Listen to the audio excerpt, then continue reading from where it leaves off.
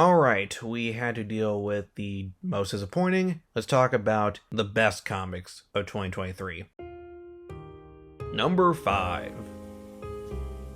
Ultimate Invasion. Back in the early 2000s, Marvel created the Ultimate Universe. It was meant to be a fresh new start for fresh new readers. But as time went on, the series eventually did become just as complicated as the main Marvel Universe, and though they would attempt to reboot it, or at least do some soft reboots with stuff like Ultimatum or Cataclysm, they just weren't working out, and eventually it led to the Ultimate Universe being destroyed in 2016 in the pages of Secret Wars. Though the Ultimate Universe's legacy lived on, with a few characters that actually jumped into the main universe, like Miles Morales and the Maker, who was that universe's Reed Richards, who turned into a supervillain. Now, Marvel writers were teasing that the Ultimate Universe could return, and this year, they finally delivered, though not in the way you'd think, with Ultimate Invasion, where the Maker actually escapes the main Marvel Universe and creates his own Ultimate Universe, where he has control on who gets powers. It's a really cool story, and we do get to see some interesting takes on certain characters, like Howard Stark becoming Iron Man with Obadiah Stane kind of being like his war machine, nations being run by certain superheroes like the Captain Britain family, or the Hulk being a spiritual leader. It's a really cool story with really awesome world building, though it's still pretty low on the list since it is mostly set up, and I also have to take away a point for a little bit of false advertisement since the first cover kind of makes you think that we're going to see the 616 heroes clash with the Ultimate Universe, but no, they don't. In fact, after the first issue, we mainly focus on Howard Stark as he encounters the Maker and learns the truth about his world. But still, it's a really cool story and a really good start to a new universe. And man, Ultimate Spider-Man can't come any sooner. Number 4. Void Rivals. After IDW lost the rights to Transformers, everyone was wondering where they were going to go. Were they going to go back to Marvel? Were they going to go to maybe Dark Horse? Or would they go to someone that we haven't even thought of? Well, we finally found out, and it turned out to be Image Comics, though it'd be under the imprint of Skybound, where the founder, Robert Kirkman, announced that it wouldn't just be a Transformers comic, but a whole universe called the Energonverse. It would all begin with Void Rivals, with the first issue with two alien races going to war with one another. But when two soldiers from both sides are stranded on a barren alien planet, they have to team up and figure out a way to survive, only for them to eventually encounter Jetfire. With that, it would lead to a new universe. This was a pretty good story, and much like Ultimate Invasion, it is setting up this universe, but it also doesn't forget that it is focusing on these two characters and their individual races. Or are they individual? We get a really cool mystery and some fun action scenes, while also still introducing familiar faces like the Quintessons. And the art from Lorenzo Bellisi is still pretty freaking awesome. So yeah, it's a good start to this new universe. Number 3.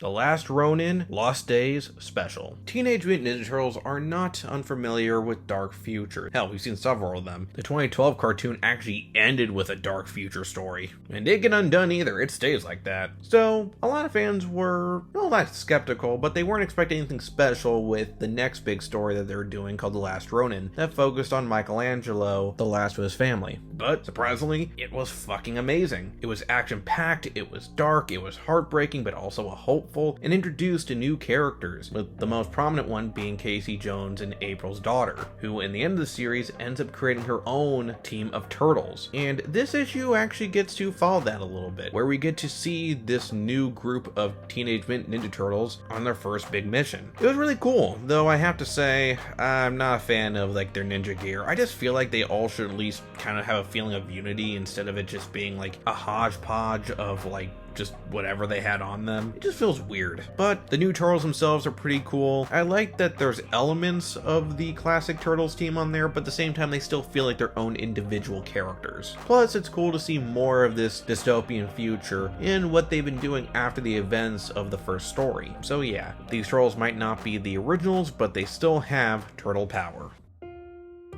Number 2. Doom Patrol 2023. This series was really fun and did a really good job at combining the past incarnation of the Doom Patrols, the past incarnation of the Doom Patrol. Seriously, there's bits of the classic series, bits of the Morrison series, and even the Gerard Way series, but also still feeling unique, as this incarnation of the Doom Patrol are not really focused on fighting supervillains, but instead trying to find and help outcasts who just want to understand themselves a little bit more. Like, for example, we have someone who became one with the Starro and became their own individual being, and they don't want to really be a superhero, they just somewhere to belong and understand who they truly are now. It was pretty cool. And of course, we get some new members, like the character Degenerate, who has the power of super strength as long as he's a total asshole to people, and Beast Girl, who I won't spoil exactly how her powers work, but if you are expecting her to be very much like Beast Boy, you're gonna be a little disappointed. And of course, we got some classic members like Elastigirl, Robot Man, Negative Man, and Crazy Jane, who also doubles as the new Chief. Really interesting. And of course, there's also ongoing storylines that are going on, like for example Peacemaker, who's spying on the team, and General Immortus creating his own new Brotherhood of Evil. If you're a fan of Doom Patrol and want to see some really weird shit, this is definitely the comic for you. Before we go to number 1, here are the honorable mentions. Image Skybound's Transformers. It's really awesome, it's brutal, the art is amazing, but the first story isn't done yet, so again, can't count it. But I do recommend checking it out. Batman, Catwoman, Gotham War. This started out pretty interesting, but the tie-ins and the ending were pretty lackluster. Batman, Gargoyles of Gotham. Really awesome story, amazing art, but there's only 2 issues out right now, and I'm not going to go for incomplete stories. But I will say, if you do pick up issue 2, I recommend getting the Noir edition. It's actually pretty cool.